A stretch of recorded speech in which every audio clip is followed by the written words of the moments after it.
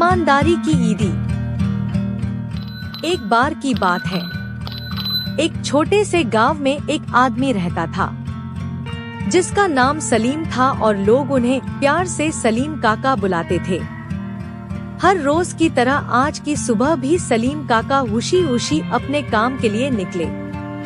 आज सलीम काका बहुत खुश थे क्योंकि 2 दिन बाद ईद थी और वह ये सोच रहे थे कि इस बार वो अपने परिवार के साथ मिलकर खुशी से ईद मनाएंगे। यही सोचते हुए सलीम काका अपने मालिक की दुकान पर पहुँचे। आलू का बोरा दूसरी दुकान पर पहुँचाने के लिए उन्होंने उसे उठाया और चल दिए। सलीम काका बहुत ही ईमानदार और सच्चे इंसान थे। वह हमेशा अपना काम बहुत ही ईमानदारी के साथ करते थे।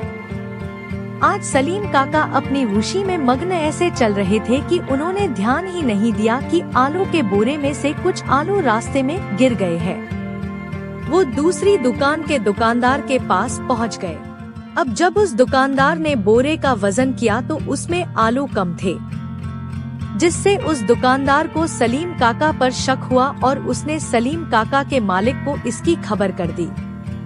जब सलीम काका वापस अपने मालिक की दुकान पर आए तो उनके मालिक ने उनसे कहा, सलीम, आलू के बोरे में से आलू कम थे, बताओ मुझे आलू कम कैसे हुए? मालिक, मुझे नहीं पता, मैं तो आलू उठा के यहाँ से सीधा दुकानदार के पास ही गया था।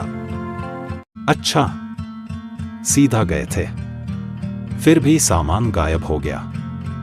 कितना झूठ बोल रहे हो तुम सलीम?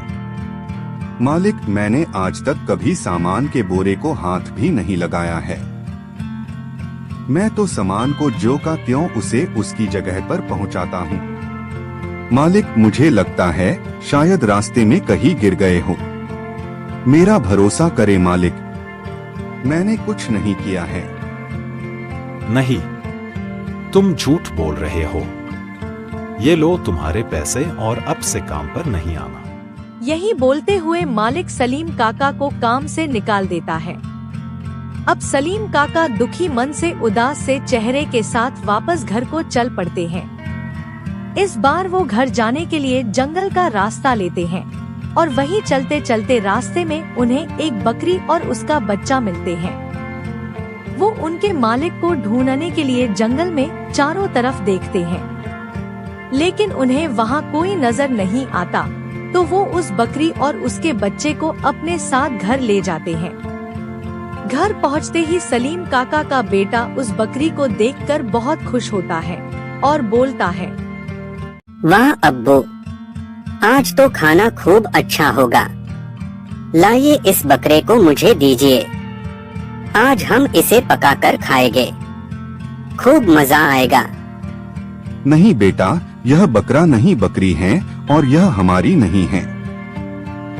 ये मुझे जंगल में मिली थी। मैंने इसके मालिक को वहाँ बहुत ढूंढा, लेकिन मुझे कोई नहीं मिला, इसीलिए मैं इसे यहाँ ले आया। लेकिन हम इसे मारेंगे नहीं, क्योंकि इसके साथ इसका बच्चा भी है। अब हम इसके मालिक को ढूंढेंगे और जिसकी भी बकरी होगी वो हमारे यहाँ से इसे वापस ले जाएगा। जी अब्बू, ठीक है। यह बोल के सलीम काका उस बकरी को खुटे से बांध देते हैं। ऐसे ही 2 दिन बीत जाते हैं, लेकिन सलीम काका को अभी तक उस बकरी का मालिक नहीं मिलता है।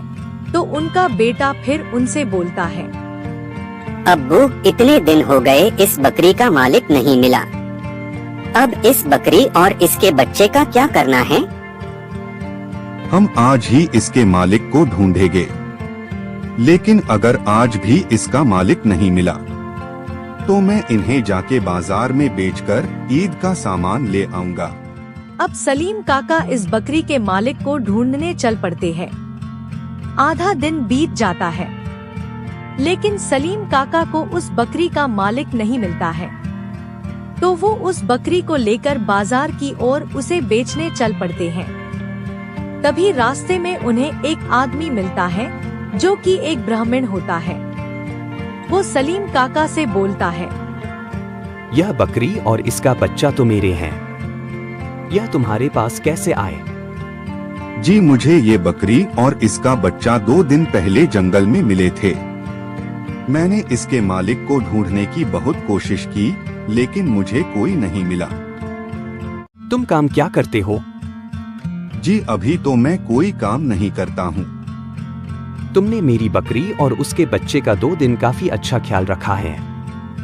क्या तुम मेरी बकरियों को चराने का काम करोगे? जी जरूर करूँगा। ब्राह्मण उसे खुश होकर इनाम स्वरूप उसे कुछ धन देता है ताकि वह अपनी ईद अच्छे से मना सके। इसी प्रकार ईद के पावन अवसर पर सलीम को उनकी ईमानदारी की ईदी मिलती है और अपना भरण पोषण करने के लिए काम भी मिल जाता है।